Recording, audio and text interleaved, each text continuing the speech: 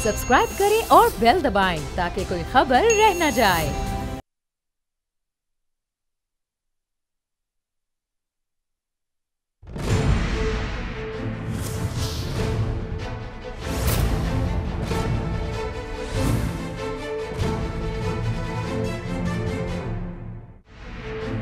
मेरी जंग उसामा गादी के साथ में आज आप जान सकेंगे।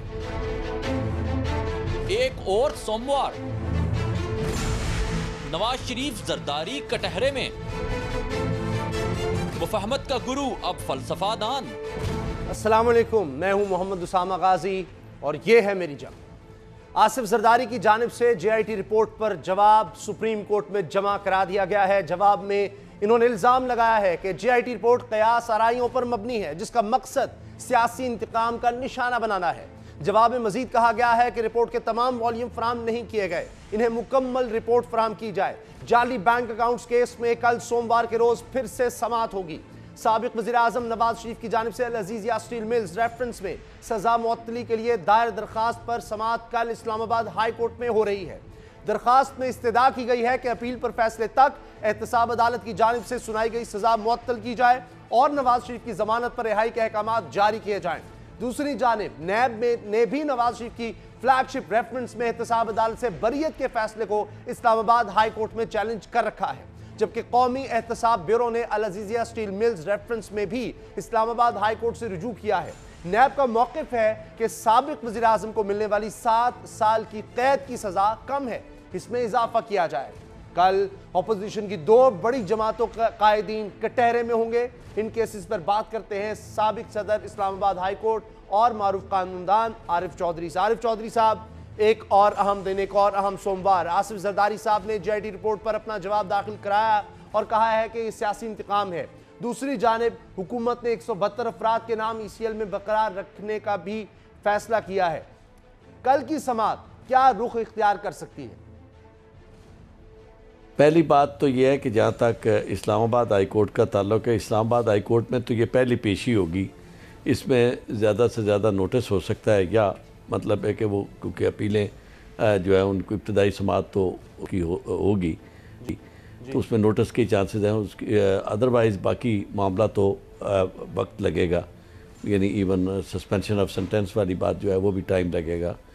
तो जहाँ तक इस केस का ताल्लुक है, ये आसिफ अली जरदारी साहब का मामला, तो उसमें 2 पहलू, 2 सवाल आपके हैं। एक सवाल ये है कि 172 लोगों की जो लिस्ट थी जिसे चीफ जस्टिस साहब ने कहा था कि रिव्यू करें, उस पर अभी तक उन्होंने रिव्यू नहीं किया। तो वो मैं समझता हूँ कि उसमें चीफ जस्टिस साहब इस बात के बारे में शायद कुछ थोड़ा सा यानी बरहमी का इज़हार भी करें, लेकिन ये कि चूँकि रिव्यू के लिए एज सच उन्होंने कोई टाइम नहीं दिया, उन्होंने कहा है कि आप इसे देखें, तो वो कह सकते हैं कि जी इस टाइम में उन्होंने एक सब कमेटी बना दी है जो रिव्यू करेगी, और वो सब कमेटी को ज़ाहिर है वक्त लगेगा क्योंकि केस टू केस बेसिस पे देखने वाला असल मामला है। जो प्रिंसिपल भी बेसिकली यही है कि आप एन ब्लॉक इस तरह यानी ओमनी बस ऑर्डर ना पास करें, बल्कि अगर हुकूमत जिसके पास इख्तियार है ऑर्डर पास करने का, ECL पे नाम किसी का प्लेस करने का, तो वो मटेरियल जो है वो बेसिक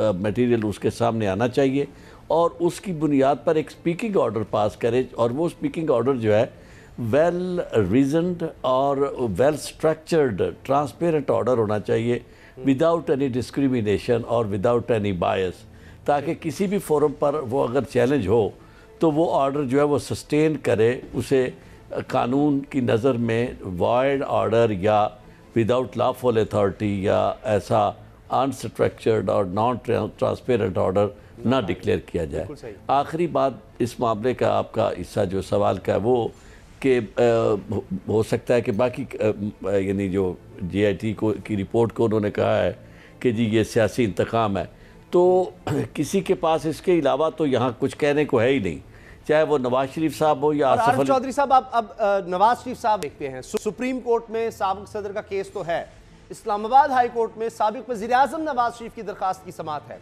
अल अज़ीज़िया स्टील मिल्स रेफरेंस में दरखास्त में इस्तदा की गई है कि अपील पर फैसले तक एहतसाब अदालत की जानिब से सुनाई गई सजा मुअत्तल की जाए, जिस तरह पहले हुआ। और इस्लामाबाद हाई कोर्ट पहले भी एवन फील्ड में सजा मुअत्तल कर चुका है, इस दफा भी ये हो सकता है।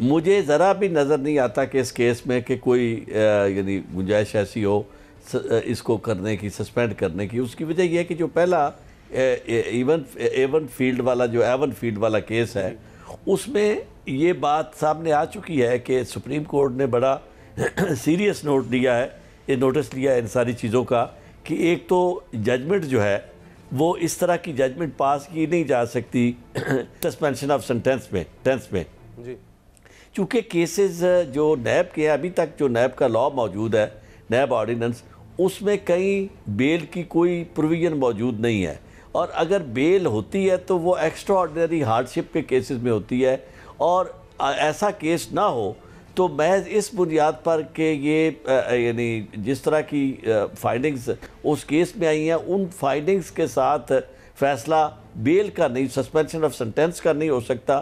ابھی تک وہ کیس جو ہے وہ بھی زیر تجویز ہے، یعنی ان کے سامنے زیر سماعت ہے سپریم کورٹ کے سامنے، اور سپریم کورٹ یقیناً اس میں کوئی نہ کوئی اتھارٹیٹیو ججمنٹ دے گی اس معاملے میں۔ وہ مجھے لگتا نہیں ہے، میری اپنی جو ذاتی رائے ہے، کہ وہ سسٹین شاید کر سکے، ایسا نہیں ہوگا، وہ نہیں سسٹین کرے گا۔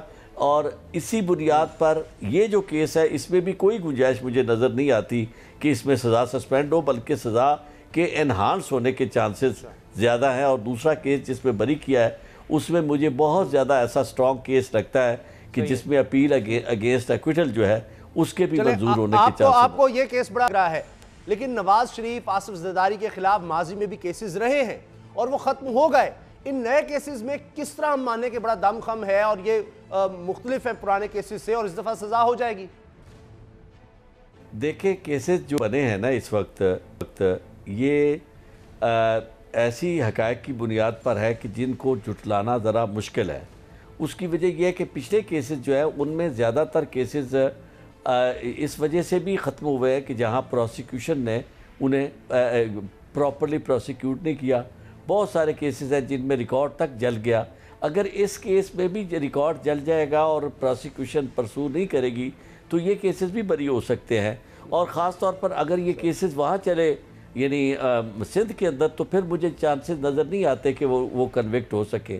لیکن اگر انہیں انڈیپینڈنٹلی کسی ایسے فورم پر یعنی کیسز جہاں انفلوئنس وہ نہ کر سکیں اور سٹریٹ اوے کیسز میرٹ پر چلیں، پھر مجھے ان کنوکشن کے چانسز نظر اس لیے آتے ہیں کہ جو میں نے ایویڈنس یہ پڑھی ہے رپورٹ جے آئی ٹی کی، اس رپورٹ میں مجھے کافی زیادہ یعنی ایسا میٹیریل نظر آیا ہے کہ جو باقاعدہ کنیکٹ کیا گیا ہے، ساری چیزوں کو کڑیاں ملائی گئی ہیں، اور نارملی اس طرح کی کڑیاں جب مل جائیں تو اسے توڑنا اور اس کو یعنی دوسری طرف سے یعنی اس کو ثابت کرنا، غلط ثابت کرنا ذرا مشکل ہوتا ہے۔ تو اس طرح میں سمجھتا ہوں۔ اور پھر یہ ہے کہ جو ابھی بھی جواب آپ کہہ رہے ہیں کہ جواب میں انہوں نے سوائے سیاسی انتقام کے کوئی بات نہیں کی، اگر تو محض یہی ان کا ڈیفنس ہے تو پھر تو یہ کوئی بات نہیں ہے، چونکہ یہ ڈیفنس جو ہے یہ نہ نواز شریف صاحب کو کوئی فائدہ دے سکا ہے اور نہ آصف زرداری صاحب کو۔ اس کے لیے تو باقاعدہ یعنی ڈیفنس آپ اگر غور کریں تو اس وقت جب انہیں پوچھا جا رہا تھا ان فیک اکاؤنٹس کے بارے میں، تو ان کا جواب بالکل اسی طرح کا تھا جس طرح نواز شریف صاحب کا تھا۔ نواز شریف صاحب نے اس وقت بھی کہا تھا، آپ کو یاد ہوگا، کہ جی اگر میرے ایسٹس جو ہیں وہ میرے مین سے زیادہ ہیں تو آپ کو کیا۔ تو اسی طرح انہوں نے بھی اس جواب جو کافی یعنی میں اسے مزہ کا خیز تو نہیں کہوں گا، لیکن کافی ہنسا دینے والا جواب تھا کہ جب ان سے یہ پوچھا گیا کہ جی یہ تو اکاؤنٹس ہیں، یہ یعنی ان لوگوں کے اکاؤنٹس میں نام آپ کا یعنی پیسے جمع ہو گئے، تو انہوں نے کہا جی یہ قصور تو ان کا ہے جن کے اکاؤنٹس ہیں۔ یعنی ایسی بات کر دینا، اس سے مراد یہ ہے کہ آپ کے پاس کوئی ڈیفنس نہیں ہے، نہ اس طرح پیسے کسی کے جمع ہوتے ہیں، اور نہ اس طرح جے آئی ٹی اور اس طرح کا فورم جو کافی زیادہ ان کیسز کی تفتیش کے لیے اس کی سکہ بند حیثیت ہے، وہ بھی اس طرح کسی کے خلاف یعنی جھوٹی بہتان تراشی والی بات شاید نہ کرے۔ اور پھر پاکستان کے اندر کوئی ایسا کنٹمپریری مخالف بھی نہیں ہے ان کا جس نے کیسز یہ بنائے ہوں، چونکہ کیسز تو بنے ہیں اس دور میں جب ان کی حکومت اسی طرح یعنی جس وقت طرح آج ان کی حکومت سندھ کے اندر ہے، ان کی سندھ کے اندر اسی طرح حکومت تھی، اور بلکہ وفاق میں بھی یعنی بلکہ ایسے کیسز جس میں وفاق میں ان کی حکومت تھی، تو اس دور میں کافی ساری چیزیں سامنے آئی کہ جو اس طرح کی اسمبلی منظور ہوئی اور پھر اس سے فائدہ اٹھایا گیا، خود پریزیڈنٹ نے فائدہ اٹھایا، گورنمنٹ انوالو ہوئی.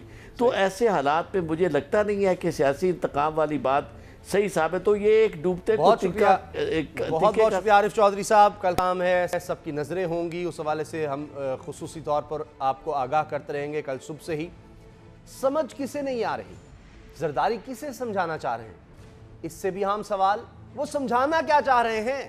زرداری صاحب نے بھٹو اور بینظیر کو فلسفی قرار دے دیا، حالانکہ وہ خود اپنی تقریروں میں جس طرح کی پہیلیاں بجوا رہے ہیں اس سے وہ خود فلسفہ دان لگتے ہیں. زرداری صاحب کی حالت پر یہ شعر صادق آتا ہے کہ فلسفی کو بحث کے اندر خدا ملتا نہیں، ڈور کو سلجھا رہا ہے سرا ملتا نہیں. اسلام آباد والے ہیں وہ کچھ اندھے ہیں، کچھ بہرے ہیں، کچھ گونگے ہیں. مجھے اردو میں بات کرنا کا مسئلہ ہوتا ہے. اس نے کشکول لیا ہوا ہے، کہیں سے 3 بلین، کہیں سے 2 بلین، کہیں سے 1 بلین کی بات کرتے ہیں. 5 ایئر پلان ہمارا بن گیا. تو 5 ایئر میں کیا ہوتا ہے بھائی؟ 5 سال میں تو میرا آم کا باغ نہیں تیار ہوتا. حق اور باطل کی یہ جنگ ہے. ان کو تو سوچنا چاہیے، ان کو تو سمجھنا چاہیے. آنے دو ان طوفانوں کو. ہم تو ان طوفانوں کو دیکھ کے خوش ہوتے ہیں کہ یہ ڈرامے تم کرے جاؤ، اس سے میں اور پاپولر ہوتا رہوں. جس نے اپنی منزل خود ہی طے کی ہو اس کو کیوں ڈراتے ہو؟ او بے وقوفو، او جاہلو، وہ نہیں ڈرے گا تمہارے اٹکنڈوں سے. 1 نہیں 50 کیس بناؤ.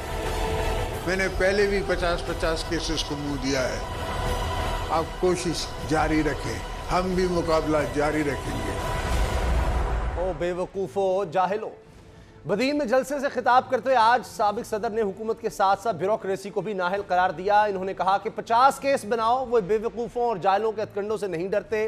اندرون سندھ میں آصف علی زرداری نے اردو میں تقریر کرنے کی وجہ بتائی کہ اسلام آباد والے گونگے بہرے ہیں، اس لیے اردو میں خطاب کرتا ہوں تاکہ وہ کچھ سمجھ سکیں.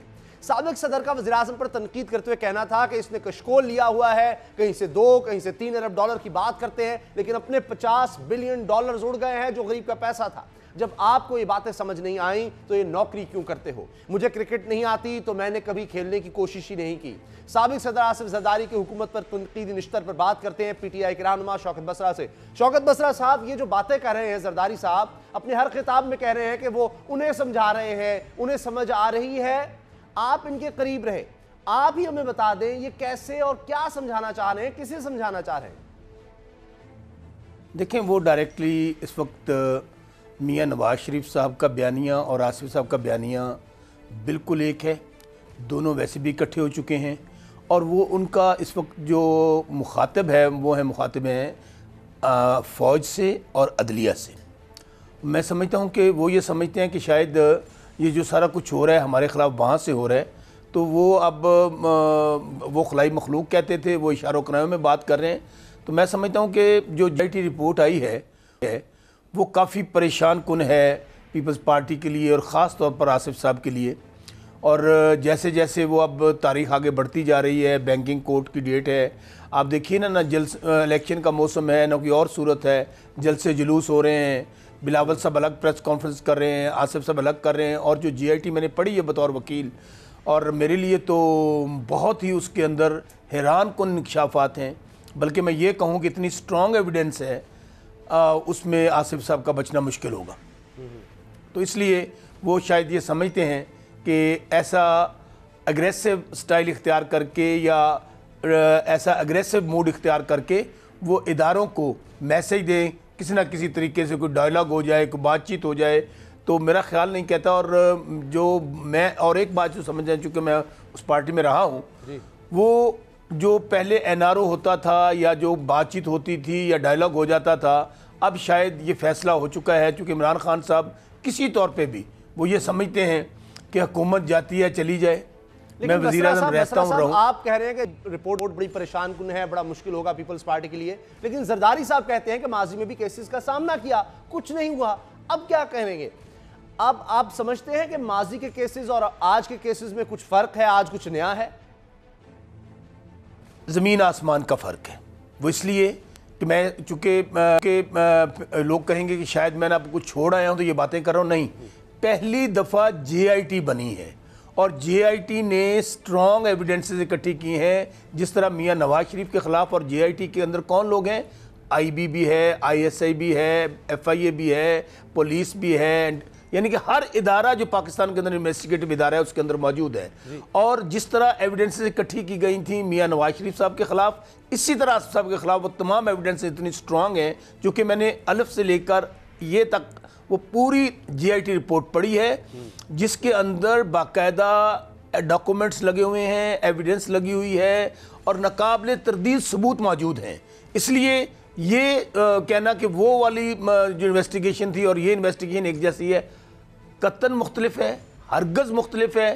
اور میں پھر لفظ دہرا رہا ہوں کہ اس جے آئی ٹی کے اندر اور اس انویسٹیگیشن کے اندر اور اس رپورٹ کے اندر پیپلز پارٹی کے لیے اور آصف صاحب کے لیے, ان کی فیملی کے لیے بہت سیریس کانسیکوینسز. کی رپورٹ بڑی زبردست ہے کہ انصاف کی حکومت تو نا تجربہ کار ہے, یہ اپوزیشن مسلسل تانے دے رہی ہے. دیکھیں, وہ یہ نہیں کہتے کہ یہ بددیانت ہیں, وہ یہ نہیں کہتے یہ کرپٹ ہیں, وہ یہ نہیں کہتے کہ یہ ڈس آنیسٹ ہیں. ان کو پتہ ہے کہ الحمدللہ نیت صاف ہے, سوچ صاف ہے, ڈائریکشن ٹھیک ہے. باقی ظاہر ایک نئی ٹیم ہے, اس میں یہ کہنا کہ شاید کوئی بھی ماں کے پیٹ سے سیکھ کے نہیں آتا, غلطی کی گنجائش ہر جگہ ہوتی ہے.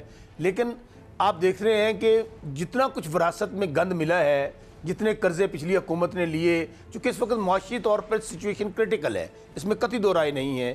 اکنامیکلی چیزوں کو سٹیبل کرنا ہوگا, مہنگائی بڑی ہے, بے روزگاری بڑی ہے. اس کی ریزنز ہیں کہ آل آف سڈن آتے ہی وہ کہتے ہیں سر منڈواتے ہی اولے پڑے, آسمان سے گرا کھجور میں اٹکا. جیسے ہی حکومت ملی, وہ حکومت 50 سال کے اندر جو قرضے لیے گئے, جو صورتحال تھی, اس کا سبب ہے. لیکن یہ میں کہوں کہ یہ ناتجربہ کار مجھے بتائیے کہ جو ٹیم ان کے اندر موجود ہے, جو ٹیکنیکل لوگ ان کے اندر موجود ہیں, آپ دیکھیں گے کہ آنے والے دنوں میں یہ جو خاص طور پہ اکنامکس کے حوالے سے سچویشن ہے, جو اکانومی کی صورتحال ہے, بہت بہتری کی طرف جائے گی. چونکہ یہاں پر کرپشن نہیں ہے, ٹکے ماری نہیں ہے, کمیشن مافیا نہیں ہے. ہاں انشاءاللہ with the passage of time چیزیں بہتر ہو جائیں. یہ تو کہ ٹیکنیکل لوگ بڑے تجربہ کار ہیں, سمجھدار ہیں. ابھی فاروق سلیم صاحب والا معاملہ سب کے سامنے آیا کہ وہ کس طرح شکوہ شکایت کرتے الگ ہوئے اور پھر کیا سلوک تحریک انصاف نے ان کے ساتھ کیا. تو یہ تو ایسے لگ رہا ہے کہ موقع دے رہا ہے اپوزیشن کو اکٹھا ہونے کا یہ سارا ماحول. اب مولانا فضل الرحمان نے پھر اپوزیشن کو اکٹھا کرنے کی کوشش کی ہے. انہوں نے کہا ہے کہ اب نہیں تو کیا جیل میں اکٹھے ہوں گے. اگر مولانا صاحب اپوزیشن کو اکٹھا کرنے میں کامیاب ہو گئے تو حکومت کی کمزور وکٹ کو خطرہ لاحق ہو سکتا ہے. اپوزیشن اکٹھی ہو چکی ہے. میں آپ کو یہ خبر دیتا ہوں آپ کے پروگرام میں کہ اس وقت مولانا فضل الرحمان صاحب, اے این پی, مسلم لیگ نون, پیپلز پارٹی, بلوچستان سے ایک آدھی جماعت اور جماعت اسلامی ابھی تک وہ درمیان میں ہے, یہ تمام جماعتیں 1 پوائنٹ ایجنڈے پہ اکٹھی ہیں. ان کا بس نہیں چل رہا کہ کس طرح اس حکومت کو گرایا جائے, چونکہ ان کے پاس نمبر پورے نہیں ہیں. ان کو یہ بھی پتہ ہے کہ ان کی اپنی جماعتوں کے اندر بھی فارورڈ بلاک بن چکے ہیں. سو یہ آپ کہیں کہ یہ مولانا فضل الرحمان صاحب نے کوئی نئی خبر دی ہے, بالکل نہیں.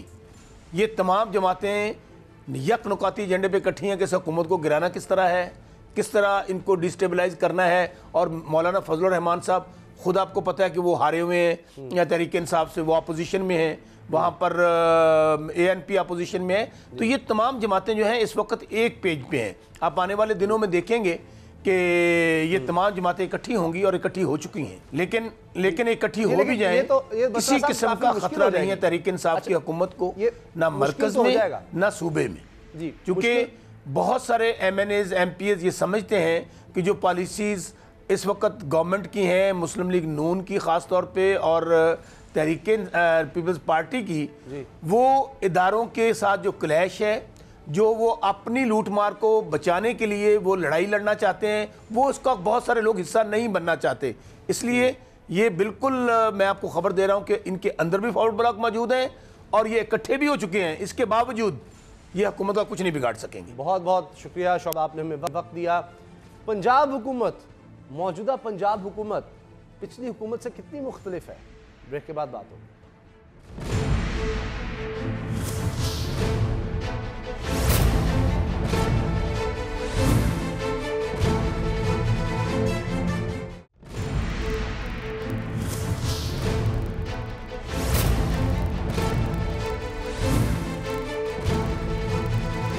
खबर यह है कि वज़ीर-ए-आला उस्मान बुज़दार भी हुक्मरानी के तौर तरीके सीख गए हैं। आज वज़ीर-ए-आला पंजाब ने शेखपुरा जेल और DHQ अस्पताल का दौरा किया।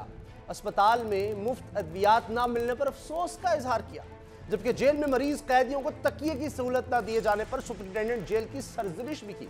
हालांकि अद्वियात की मुफ्त फराहमी ना होने पर उनकी सरजनिश बनती है, और यह काम आज सुप्रीम कोर्ट में हुआ, जहां पंजाब हुकूमत की नाअहली और निकम्मेपन के नौहे पड़े गए। PKLI अज खुद नोटिस केस में पंजाब हुकूमत की कोताहियों और गफलतों पर सुप्रीम कोर्ट सरापा सवाल थी, और वज़ीर सेहत डॉक्टर यास्मीन राशिद साहिबा के पास कोई जवाब ना था। जवाब तो तब्दीली के कहां अवाम भी मांग रहे हैं कि पंजाब में जिन पुलिस रिफॉर्म्स का ढिंडोरा बड़े धड़ल्ले से पीटा गया, क्या वो मंसूबा भी नासिर दुरानी के साथ ही मुस्ताफी हो गया? चिन्योट में खवातीन पर बदतरीन तशद्दुद और लाहौर में एक निजी बड़ी टैक्सी कंपनी के मैनेजर पर बेईमाना तशद्दुद, ये पुलिस गर्दी के जो नज़ारे कल दिखाई दिए वो भी तब्दीली के अलमबरदारों के मुंह पर तमाचे से कम नहीं, अगर कोई समझे तो। वरना नोटिस और मुअत्तलियां तो नून लीग की हुकूमत के दौर में भी होती थी। नए पंजाब में बदला क्या है? सच तो यह है कि ऑरेंज लाइन मंसूबे को सफेद हाथी कहकर बंद करना बहुत आसान है। अवाम को खुशी उस वक्त होगी जब हुकूमत इसे चलाने का कोई हल ढूंढे। लोग फिर मानेंगे कि वाकई तब्दीली आई है। PTI की पंजाब में कारकर्दगी पर उठते सवाल पर जवाब लेंगे। हमारे साथ हैं नून लीग के रहनुमा साबिक पंजाब हुकूमत के तर्जुमान मलिक अहमद खान। मलिक साहब, ये शहबाज शरीफ थाना कल्चर में तब्दीली के दावे करते रहे, वर्दी उन्होंने बदल दी थी, खैर तहरीक इंसाफ ने इस्लाहात लाने का वादा किया, लेकिन पुलिस गर्दी ना रुक सकी। पंजाब में पुलिस कल्चर में तब्दीली क्या बहुत ही मुश्किल काम है, नामुमकिन है? जी देखिए, बहुत शुक्रिया आपका। जहाँ तक शहबाज साहब के थाना कल्चर के खात्मे की बात थी, क्योंकि पुलिस का सिस्टम जो है इसकी रिफॉर्म ग्रेजुअल हो सकती है, आप एक with one stroke of pen overnight नहीं कर सकते, और यही बात हम बार बार कहते रहे। अब इसकी पहली बुनियादी बात ये थी कि रजिस्ट्रेशन ऑफ केसेस के अंदर बेहतरी कैसे हो। उसके अंदर हमने उसका एक सिस्टम डिवाइस किया कि सारे पंजाब के थाने हमने IT बेस्ड किए। तमाम FIRs की जो रजिस्ट्रेशन है वो उनको एक IT के सर्वर के साथ लिंक किया, और उसकी हमने एक सेंटर क्रिएट किया हर पुलिस स्टेशन के अंदर, जिसकी एक बड़ी एक जो लोग पब्लिक फ्रेंडली सी इन्वायरमेंट दी, विदाउट यूनिफॉर्म लोग वहाँ पर बिठाए कि जब आप कंप्लेंट लेकर जाएंगे तो आपके साथ क्या ट्रीटमेंट होगी, उसकी एक एयर कंडीशनड इन्वायरमेंट प्रोवाइड की। तो आप पंजाब के किसी भी थाने में जाएं, आपको पहला स्टेप ये नज़र आएगा। दूसरा ये था कि इनकी कैपेसिटी बिल्डिंग की जाए, तो कैपेसिटी बिल्डिंग के एतबार से बहुत बड़े इकदाम किए गए। फिर ये था कि इनकी जो हैं वो स्पेशलिस्ट फोर्सेस क्रिएट किए जाएं, जैसे CTD था, होमिसाइड था, कत्ल की तफ्तीश करने के लिए एक अलहदा से यूनिट क्रिएट किया गया। फिर फोरेंसिक साइंस लैब को जेल किया गया पुलिस की वर्किंग के साथ, एक state of the art forensic science lab create की गई। तमाम डिस्ट्रिक्ट्स के अंदर फिंगरप्रिंट्स के फोरेंसिक्स की रिपोर्ट्स लेने के लिए वो गाड़ियाँ मुहैया की गई, और फिर सर्वेलेंसेस के अच्छे निज़ाम दिए गए। सेफ सिटीज़ प्रोजेक्ट्स को डिज़ाइन किया गया। लाहौर उसकी एक पहली एग्जांपल है, आप देख सकते हैं कि पूरा लाहौर कैमरे के जरिए मॉनिटर है। तो पंजाब के अंदर तो बहुत बड़े काम एक्चुअली किए गए, और ऑन द अदर हैंड इसी बुनियाद पर, क्योंकि डिवॉल्व सब्जेक्ट था और अगर कोई रिफॉर्म्स होनी थी तो KP में वो हो सकती थी, लेकिन कोई ख़ास रिफॉर्म्स नहीं की गई। और वो रिफॉर्म्स जो क्लेम की गई कि पुलिस को एक मसाली पुलिस बनाए गए, उसकी जो कलई है वो तब खुली जब उनके साबका होम सेक्रेटरी ने ये सारी डिटेल बताई और एक कंपैरेटिव एनालिसिस दिया कि वो जो PTI की गवर्नमेंट आने से पहले की इंटरवेंशंस थी, जो नेशनल अवामी पार्टी के लोगों ने की थी, उनकी गवर्नमेंट ने की थी, तो उसमें उन्होंने 27,000 से पुलिस फोर्स को बढ़ाकर 80,000 किया था। इन्होंने उसके अंदर कोई इजाफा नहीं किया। कोई CTD का ऐसा महकमा जिसको उसका कोई क़याम किया गया वो ख़त्म नहीं किया गया। कोई उनके ऊपर इन्वेस्टमेंट्स का को पता चलता कि पुलिस पे कोई बड़ी इन्वेस्टमेंट्स की गई हैं, कोई सर्वेलेंसेस के निज़ाम बेहतर किए गए हैं, कोई टेक्नोलॉजिकल बेस बढ़ाई गई है, कोई IT की इंटरवेंशन की गई है। मलिक साहब, मेरा असल सवाल ये देखिए, ये बिल्कुल काम हुए हैं, काम शायद तहरीक इंसाफ का हमने बहुत किया, लेकिन रवैया नहीं बदल सका। मसला रवैये का है। अब آ جاتے ہیں کہ اورنج لائن منصوبے پر. سینئر صوبائی وزیر علیم خان نے اورنج لائن منصوبے کو سفید ہاتھی قرار دے دیا اور ایسے لگ رہا ہے شاید اس کو بند ہی کر دیں گے. یہ اب نون لیگ حکومت خزانے پر بوجھ والے منصوبے کیوں بناتی رہی؟ اس الزام کا کیا جواب ہے؟ دیکھیں مجھے علیم خان صاحب کی مجھے ان سے توقع تھی کہ وہ کچھ ہوم ورک کے ساتھ کریں، کیونکہ وہ پرانے پولیٹیکل ورکر بھی ہیں اور ان کی کچھ ایسی ان کے پاس اتنی ہونی چاہیے تھی کہ وہ بات کو اس انداز میں کرتے کہ جو سبسٹینشیٹ کی جا سکتی تھی. ایک تو جو ان کا یہ کہنا ہے کہ یہ منصوبہ عوامی فلاح کا نہیں ہے، ہمارا اس پہ شدید اعتراض ہے. دوسرا وہ کہتے ہیں کہ یہ بہت کاسٹلی منصوبہ ہے اور انہوں نے اس کی تفصیل کچھ یوں دی کہ یہ 120 ارب روپے جو ہے ہمیں سالانہ اس کی کاسٹ پڑے گی اور اس کی مینٹیننس کاسٹ اتنی ہوگی اور اس کی O&M کے اتنے چارجز ہوں گے، اتنی ہم ری پیمنٹس میں دیں گے، اتنی قرضے کی ادائیگی میں دیں گے، اتنا اس کو چلانے کے لیے دیں گے. تو 5 ہیڈز کے اندر انہوں نے بات کی. میرا خیال ہے کہ یہ انہوں نے درست بات نہیں کی. نمبر 1 کہ یہ منصوبہ چائنا کے ایک ایگزم بینک ہے اور چائنیز گورنمنٹ کی یہ جو اس ایگزم بینک کی اور چائنیز گورنمنٹ کی یہ انویسٹمنٹ جو ہے یہ 7 سال کے گریس پیریڈ کے ساتھ ہے. Number 1. Number 2 at the cheapest rates obtained loan ہے اور اس لون کی جو ری پیمنٹس ہیں ان کی شرح فیول کی اس مد سے اگر آپ اس ٹریک کے اوپر اورنج لائن نہیں چلاتے تو جو آپ 7 سال میں یہاں پر فیول برن کریں گے اور جو time is money you know that کہ آج کل پیسہ وقت پیسہ ہے اور جتنی آپ اس کی ٹریفک کنجیشنز کے اندر جو آج ٹریفک کی صورتحال ہے 7 سال تک وہ کتنی بڑھ چکی ہوگی اور اگر ان کو اپلفٹڈ پروجیکٹس ریل پروجیکٹس کے ذریعے ٹریفک کو ڈائجسٹ نہیں کیا جاتا اس میں اور پھر وہ جو وہاں پر 2.5 لاکھ کمیوٹر ابھی مکمل طور پر فیصلہ تو نہیں ہوا کہ اس کو بند، لیکن نون لیگ عثمان بزدار صاحب اور ان کی کابینہ کو تو تبدیلی کی انڈر 16 ٹیم قرار دیتی ہے، لیکن بیڈ گورننس پر تو شہباز شریف صاحب کی بھی اعلیٰ عدلیہ میں طلبیاں ہوتی رہیں. پھر فرق کیا ہے دونوں؟ نہیں دیکھیں، جو شہباز صاحب کی طلبیاں ہو رہی ہیں، میں آپ کے سوال کو 2 حصوں میں تقسیم کر دیتا ہوں.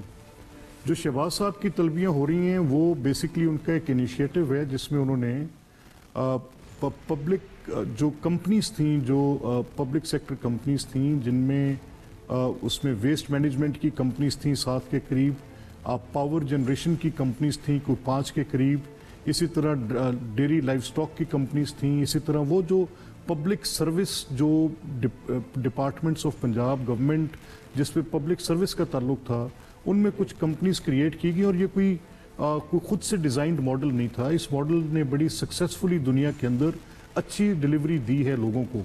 تو اس میں جو طلبیاں ہو رہی ہیں وہ یہ آ رہی کہ کچھ پے سٹرکچرز کے ایشوز تھے کہ جو لوگ گورنمنٹ سروس میں ہیں، جس میں ہماری منطق یہ تھی کہ اگر آپ کے پاس پبلک ایڈمنسٹریشن کا ایکسپیرینس نہیں ہوگا اور آپ صرف مارکیٹ سے ان لوگوں کو جاب مارکیٹ سے ان لوگوں کو تلاش کریں گے تو وہ بڑے کاسٹلی پڑیں گے. کہ جس کی ایگزامپل اسٹرائکنگ ایگزامپل یہ ہے کہ اگر آپ لیتے ہیں کہ جیسے گدو کا پاور پروجیکٹ ہے اور اس کا CEO جو ہے وہ 8 ملین کے قریب پرکس اینڈ پریولیجز کے ساتھ اپنی سیلری پرائیویٹ سیکٹر سے ڈرا کر رہے ہیں اور اگر پنجاب گورنمنٹ دے رہی تھی تو اس میں جو ہم نے بھاری پاور کمپنی کے جو ہم نے گورنمنٹ سروس سے لوگ لیے تھے وہ 1.2 ملین تک لے رہے تھے، یعنی 6.8 ملین کم لے رہے تھے اس پے کے سٹرکچر سے جو کہ اسی کیپیسٹی کا پاور پروجیکٹ چلانے کے پرائیویٹ سیکٹر میں لیے جا رہے ہیں.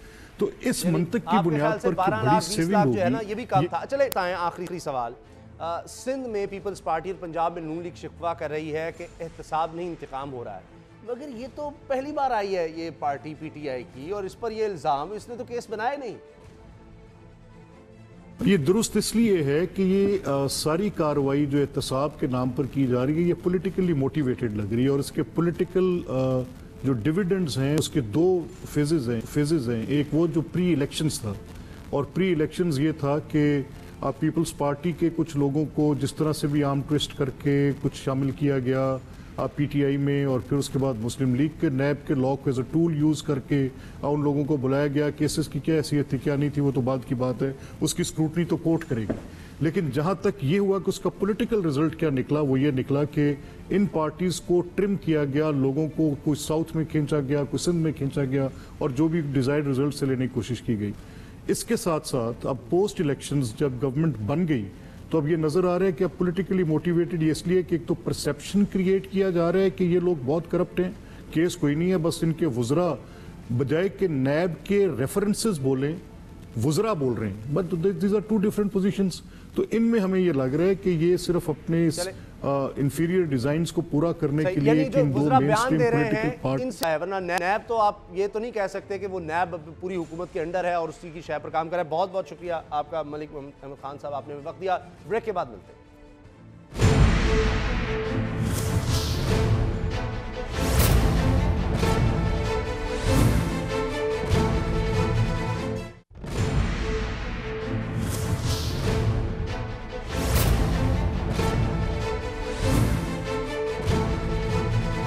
سعودی عرب کے بعد متحدہ عرب امارات کی طرف سے بھی پاکستان کو معاشی مشکل سے نکالنے کے لیے $3 ارب دیے جانے کی اطلاعات ہیں.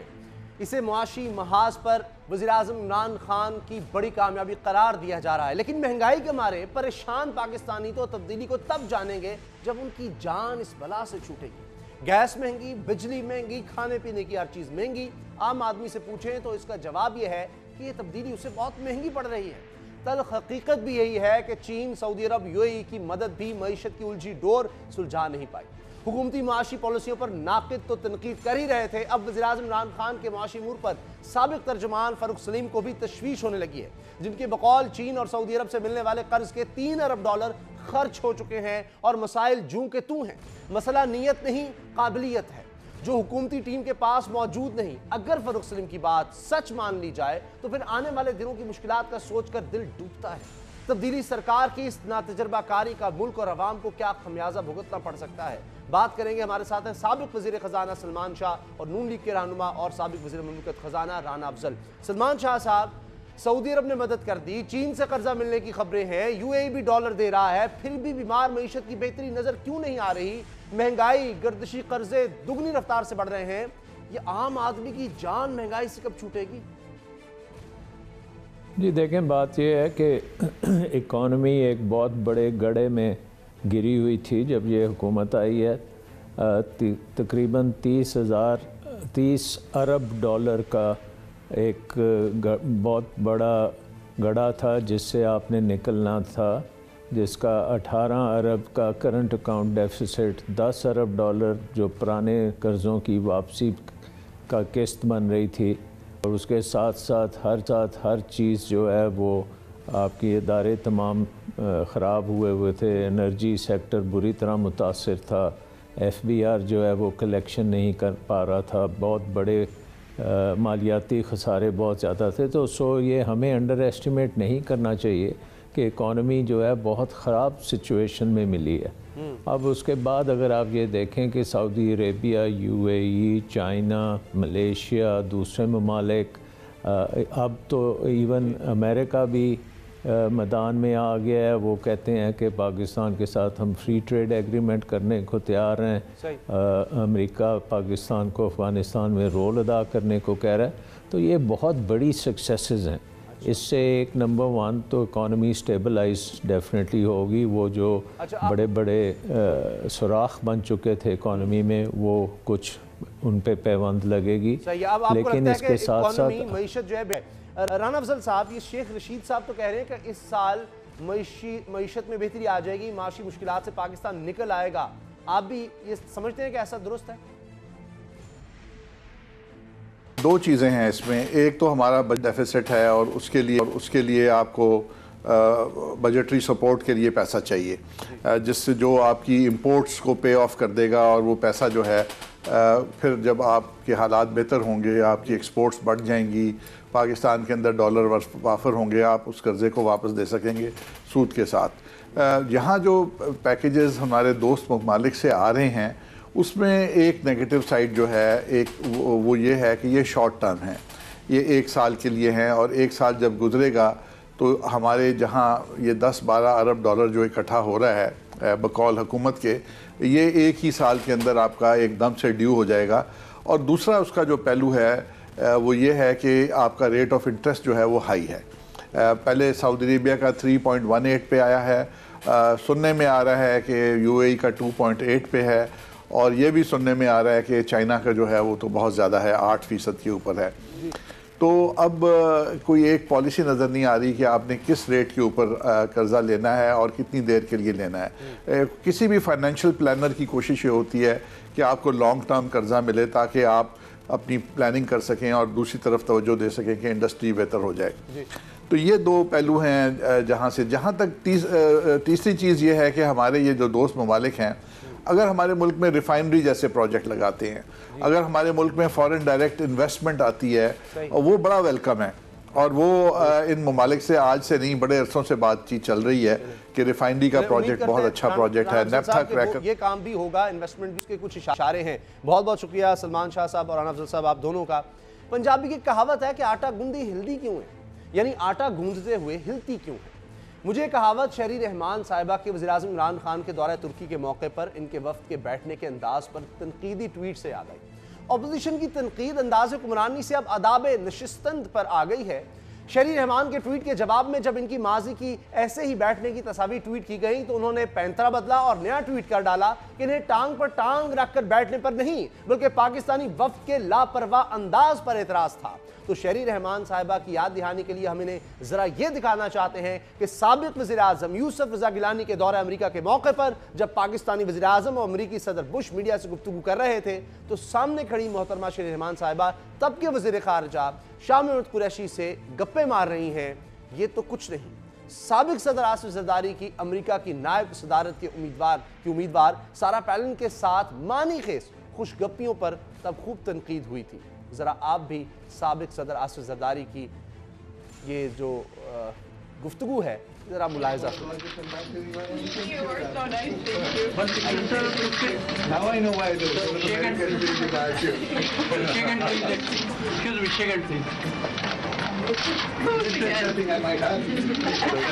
بھی آپ نے دیکھی. پیپلز پارٹی حکومت کی انداز سفارتکاری کا پردہ تو ہالی ووڈ اداکارہ انجلینا جولی نے سرکا دیا تھا جب وہ 2010 میں سیلاب زدگان کی امداد کے لیے اقوام متحدہ کی خیر سگالی سفیر کے طور پر پاکستان پہنچی. تو ایک طرف تو انہوں نے بھوک اور افلاس سے بے حال سیلاب زدگان کو دیکھا, جبکہ دوسری طرف وزیراعظم ہاؤس میں گیلانی صاحب اپنی فیملی سمیت ان کے لیے پرتکلف ضیافت پر منتظر تھے جس پر انہیں حیرت کے ساتھ تکلیف بھی ہوئی.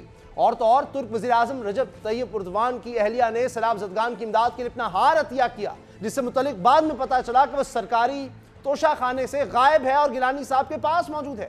میڈیا میں جب شور مچا تو سابق وزیراعظم گیلانی صاحب کو یہ ہار واپس کرنا پڑا تھا. شہری رحمان کی وزیراعظم کے وفد پر تنقید اور ماضی میں ان کی حکومت کے انداز پر بات کرتے ہیں سینئر تجزیہ کار جناب سعید قاضی سے. سعید قاضی صاحب, یہ ہلکی سی جھلک, چند صرف مثالیں ہیں. ترکی میں وزیراعظم عمران خان اور ان کے وفد کی تصویر کو لے کر مخالفین خوب تنقید اور طنز کا نشانہ بنا رہے ہیں. یہ بال کی کھال اتاری جا رہی ہے یا پھر واقعی آپ سمجھتے ہیں کہ آداب سفارتکاری کی سنگین غلطی ہے؟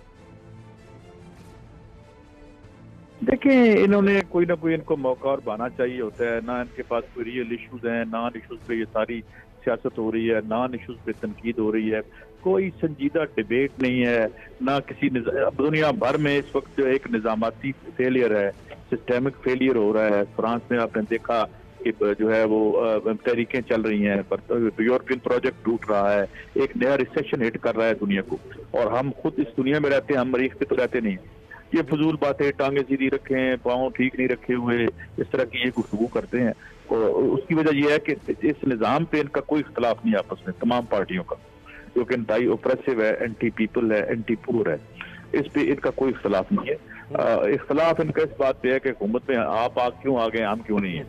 تو اس لیے یہ نان سیریس قسم کی گفتگو اور ٹویٹس میں نے دیکھی ہیں سوشل میڈیا پہ. تو آپ دیکھیں, بات یہ کریں کہ ترکی سے کیا ملا, پیسے مل رہے ہیں, نہیں مل رہے, یہ کب تک ہم فائنانسنگ کریں گے. یہاں پہ جو ایک موومنٹ عمران خان کی بنی تھی, اس میں کیا کوئی غریب آدمی کا کچھ آسرا بننے والا ہے؟ یعنی اس پہ بات کرنے کی بجائے, کیونکہ یہ سارے جو ہیں جو سیاست میں لڑائی ہے وہ انٹچیبلٹی کی لڑائی ہے.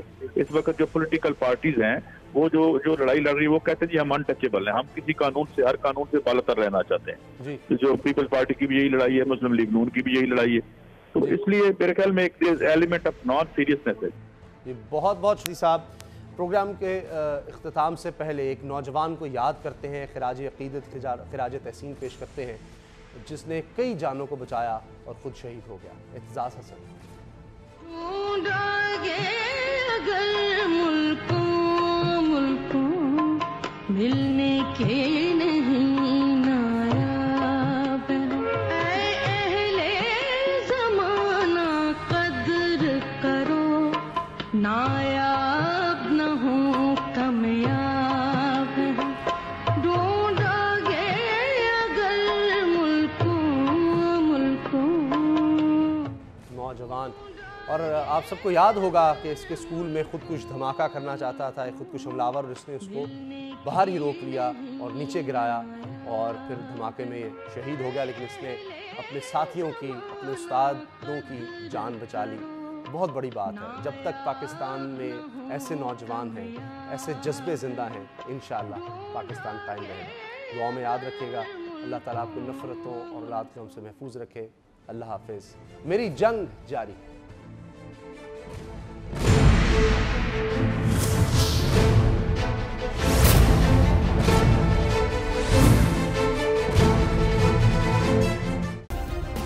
سبسکرائب کریں اور بیل دبائیں تاکہ کوئی خبر رہ نہ جائے.